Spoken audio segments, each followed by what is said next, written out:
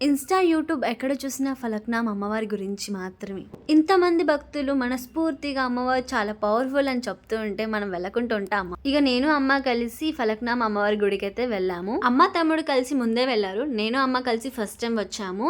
And అమ్మకి మాత్రం second time. మేము ఇంటి దగ్గర నుంచి కొబ్బరికాయ, బూడిద గుమ్మడికాయ, పసుపు, కుంకుమ, అగరబత్తులు అన్నీ తీసుకొని వెళ్ళాము. పువ్వులు కూడా.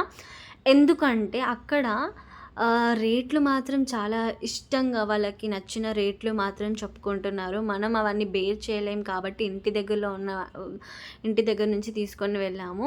నేనొకటి చెప్పాలనుకుంటున్నాను. భక్తులు ఇష్టంతో, మనస్ఫూర్తిగా ఏదో బాధతోనో, ఏదో కష్టాలతోనో, వాళ్ళ కోరికలు తీర్చుకోవాలనుకోవడంతోనో, ఏదో ఒక ఆశతోని గుళ్ళకైతే రావడం జరుగుతూ ఉంటుంది కదా! అలాంటప్పుడు వాళ్ళని అర్థం చేసుకోకుండా, మీ ఇష్టానుసారంగా దేవుళ్ళ పేరు చెప్పుకొని అన్నిటికి రేట్లు పెంచేస్తూ ఉంటారు. మీకెలా అనిపించిందో కామెంట్ చేయండి. Bye guys.